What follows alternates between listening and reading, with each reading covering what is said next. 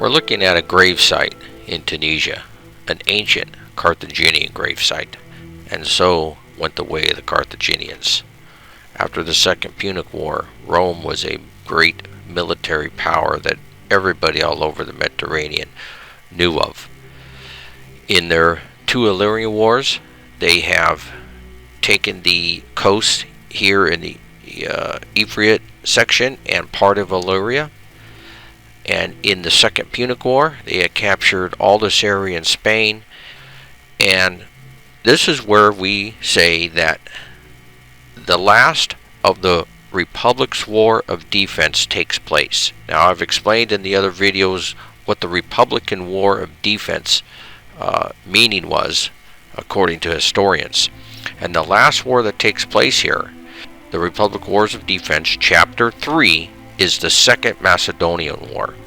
Philip V, who had allied himself with Hannibal at Carthage in the war.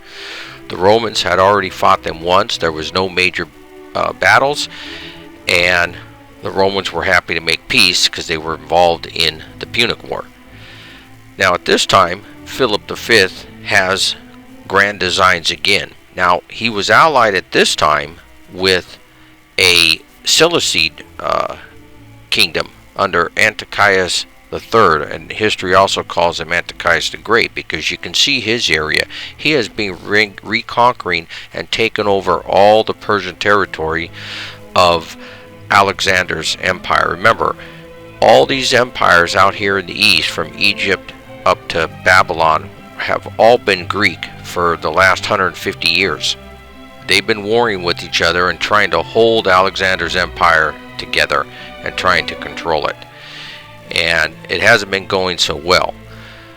But Philip V of Macedon wanted to control Greece and be the great king of Greece. And to this end, he would continue to try to dominate Greece.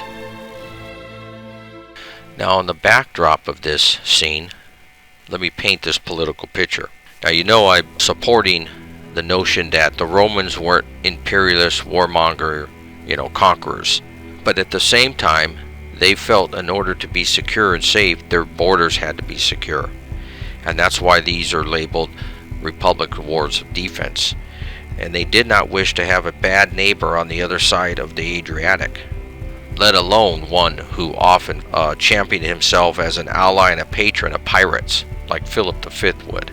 But on the other hand, pretexts for intervention in Greek and Macedonian affairs were not far to seek. If the Romans wanted to get themselves involved, they could find easy grounds to do so. One of the grounds was the Ptolemy dynasty in Egypt, which was another successor state to Alexander the Great's empire. And ever since 273 BC, Rome had been on friendly terms with the Ptolemaic dynasty of Egypt. And the Ptolemaic succession difficulties had now just arisen. And Philip, ever the opportunist, he allied himself with Antiochus III because Antiochus III was going to take advantage of Ptolemy's weakness and start conquering the Ptolemy's overseas possessions. Now, as usual, in a struggle between successor powers, would-be neutrals were reluctantly involved, and Rhodes and Pergama, a Greek Asiatic kingdom of culture and dignity which had recently stemmed Celtic inroads and defied the Seleucids, already were appealing to Rome. Now, even though Antiochus was operating in Asia, Philip moved against not only Rhodes and some Pergama cities, but he also moved against Athens. Now, none of these actions went against the treaty they had with Rome already from the First Macedonian War over the Illyria area. As I stated, Rome really had no interest in Asia Minor. However, they did want Greece to be secure, which was a neighbor of Italy, and they sent a demand to Philip and demanded that Philip leave the Greek cities alone. Well, Philip refused. So while Rome sent another ultimatum to Philip, they actually landed an army in Illyria with the intent to make war on Philip. Now, these two armies start maneuvering against each other to see who can gain the upper hand in the Greek peninsula, but neither could gain the upper hand. Now, it must be noted that not all the Greek states allied with the Romans at this time. Even though they didn't like Philip always messing with them and trying to conquer them, they were hesitant to ally with Rome, because if you remember, we discussed in the First Macedonian War, the Romans came to help the Greeks, and because Romans had other more important matters to deal with the Carthage, they just made an alliance with Philip, and Philip was able to keep a lot of territorial gains he made against the Greek city-states. And so the Greeks were a little upset that the Romans just left them high and dry like that. So this time, a lot of the Greek city-states didn't ally with Rome. They wanted to see who was going to win, because remember, no one wants to be on the losing side. Get retribution from the winner, you know, if you pick the wrong side. So they waited this one out.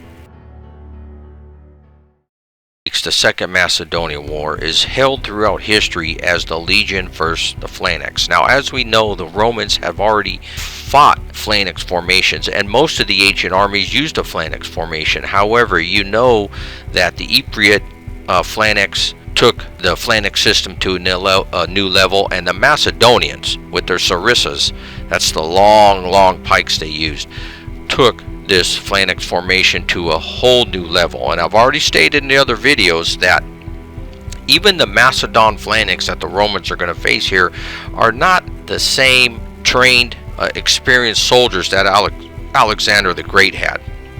And you remember, when Alexander the Great was fighting and using the Macedonian phalanx, they didn't lose a battle, and it was because the phalanx could hold their own and against any army that the East put up, while Alexander's companion cavalry force would pick the weak spot and then rush through it and destroy the enemy.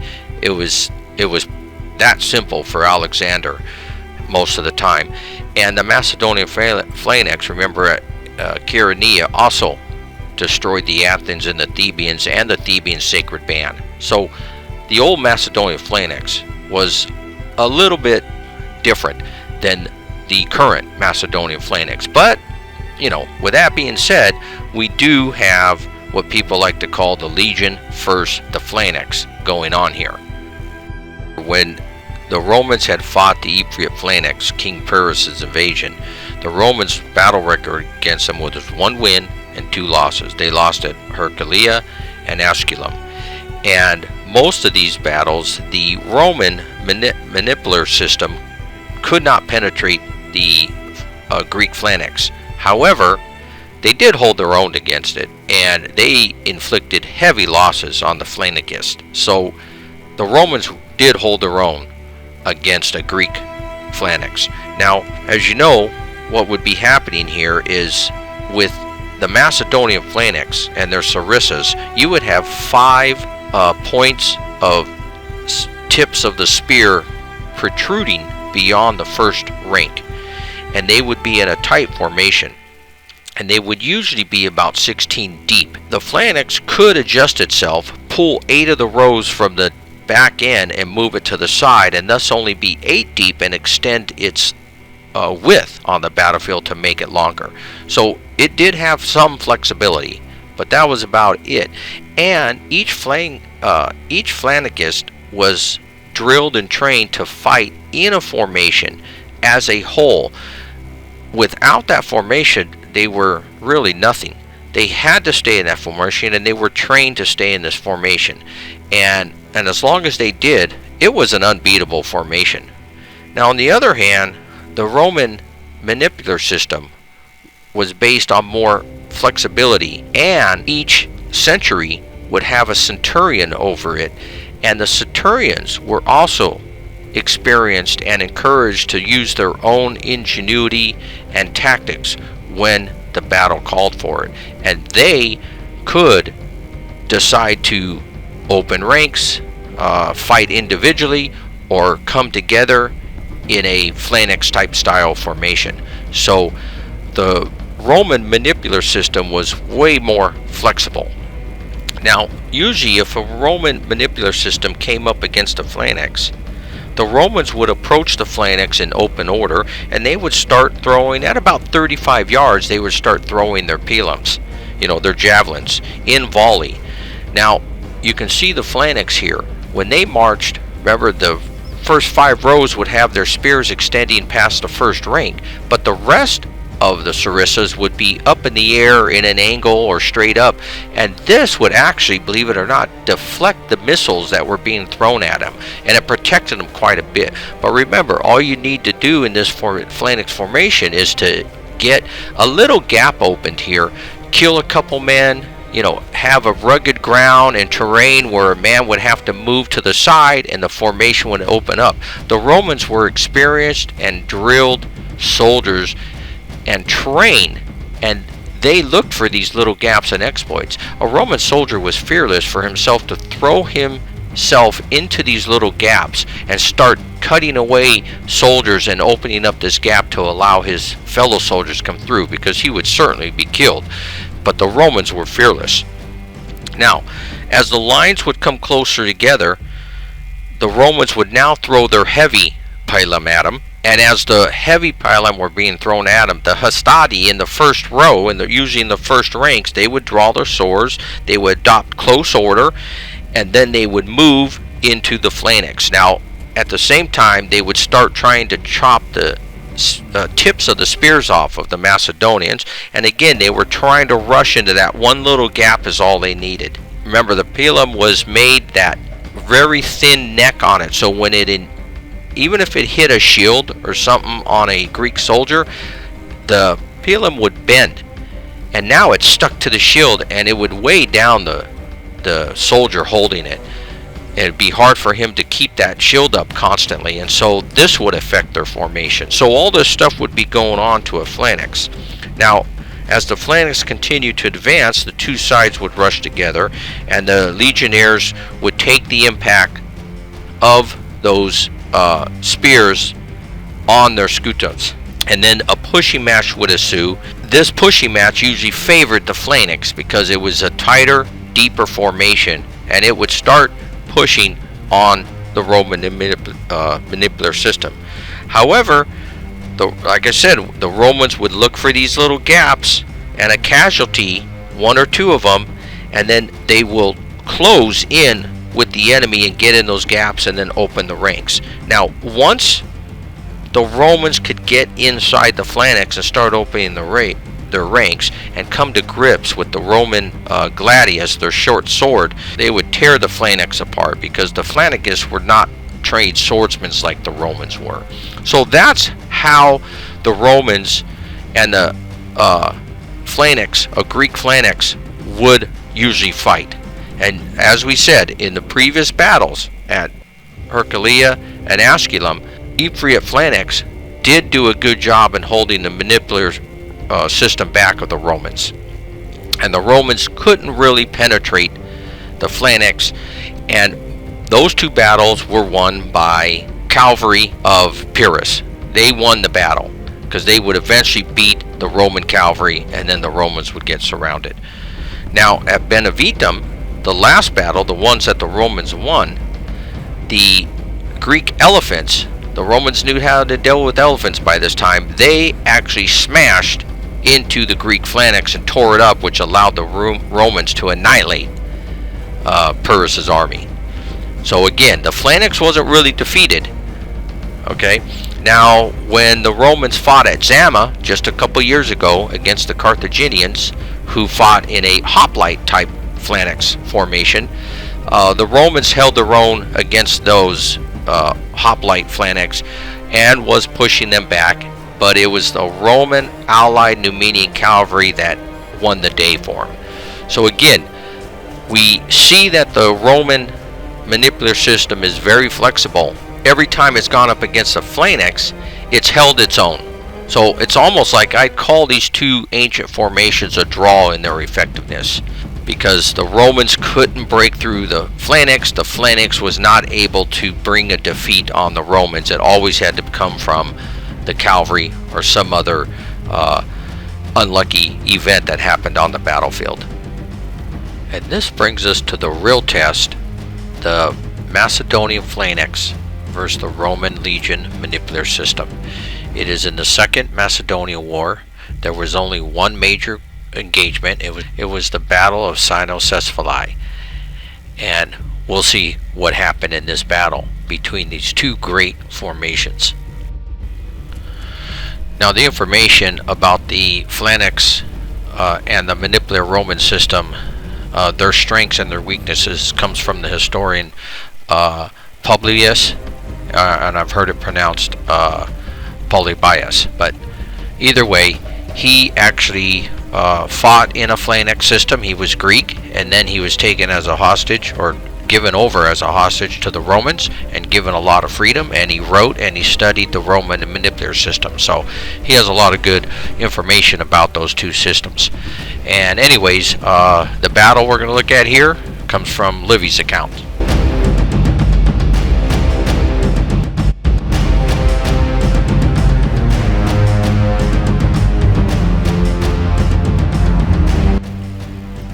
Now, we've already looked at the start of this war, the Romans trying to tell the Macedonians to leave the Greeks alone. The Greeks asked the Romans for help, and the Romans sent over the consul with his two legions, Publius Scopius Galba. But he was making little headway, so they recalled him and his legions, and they sent over the new consul of the year, Titus Quintius Flaminius, with 2 Roman legions.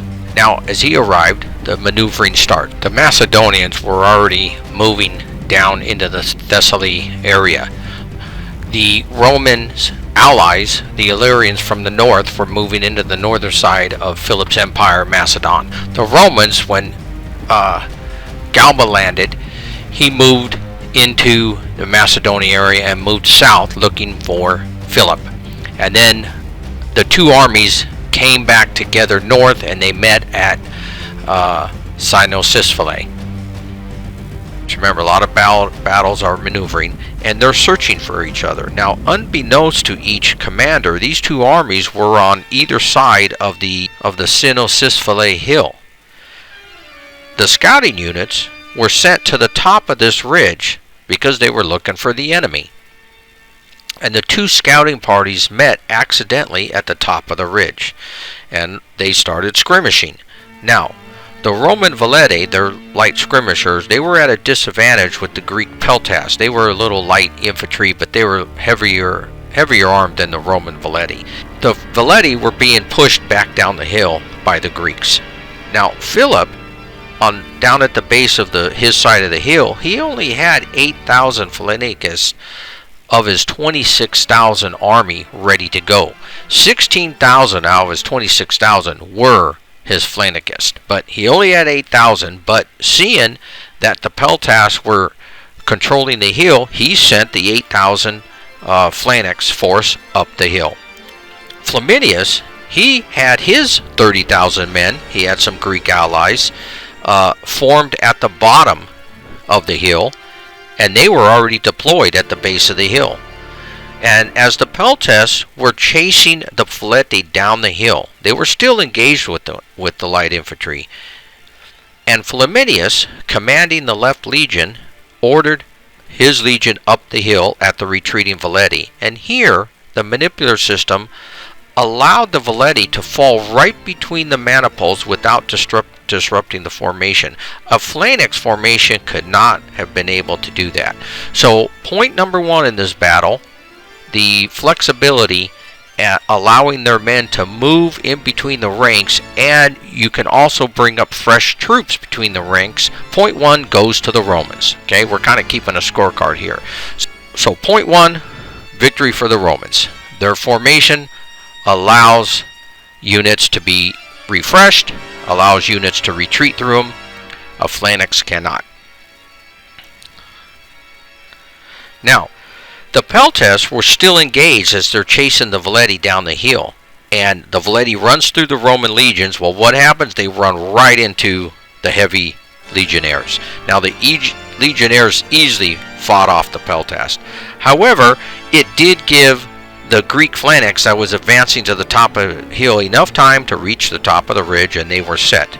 Philip then ordered the phalanx to advance downhill at the Roman legions. The legionaries were slowly being pushed back, but they did hold their own. They weren't being routed, they weren't being panicked, they weren't disorganized, they were stayed in formation. They fought the Phalanx as the Phalanx was coming down the hill. This brings us to point number 2. The Phalanx, being this, solid, one of the toughest formations to fight against, had height advantage and was pushing the Romans down the hill. But the Romans held their formation together, kept a good order, and stayed engaged to the Phalanx. This is point number 2. Point number 2 goes victory to the Romans. This is what I was talking about. Every time the Phalanx and the legions came together, I didn't really see the Phalanx destroy the Roman legions. It was always something else happening on the battlefield. And once again here, the Phalanx has the whole advantage of advancing downhill right on them, and the legions held their ground, stayed in formation. Even though they were getting pushed back, they were staying in formation and staying engaged. They didn't panic. They weren't being routed. Point number 2, victory goes to the Roman formation again. Now, in the meantime, as this is happening on the hill, the cavalry units that were on the flanks, they were engaged with each other. No one was gaining the upper hand on the wings. Now, at this time, Flaminius then takes command of his right wing legion, and he orders them up the hill, along with their allied Greek elephants. So they start advancing up the hill on the right side. Now, Philip, he had ordered the rest of his 8,000 Phalangists up the hill on his left, because he wanted to get up there and hold the top of that ridge. Now, as the Roman right were advancing to the top of the hill, as actually both armies, the Philip's army and Flaminius's legions, they're advancing up at the hill toward each other. A unknown tribune noticed as he's advancing up the hill on the left that the Phalanx was forcing the legions down the hill to his left. So he wheeled about 20 maniples off of that legion and swung around. That would be about half the legion. Swung around to attack that Phalanx in the rear. Historians believe this may have been hard to pull off, that many soldiers. Really, the amount doesn't matter. The tribune took action, took initiative, saw how he can bring victory to the Romans. He did it, and he wheeled off maniples to hit the Phalanx at the rear that were pushing the Romans down the hill. This is point number 3. Ingenuity, encouragement for lower ordered officers to take command and use their initiative on the battlefield. So point number 3 goes to the Romans again. Now, the rest of the Roman right continued right up the ridge at the Phalanx. The Phalanx was still marching in column as they're coming to the top, and the Phalangists were unable to change from column to line to form up before the legionaries were even upon them. They just ran. For if the Phalangists were not in formation, they were no match for a close combat with the legionary. Now, the Phalanx was slow and cumbersome. Point number 4. It couldn't form up. It couldn't defend itself individually like the legionaries could. So again, another victory goes to the Roman formation being better than a Phalanx formation.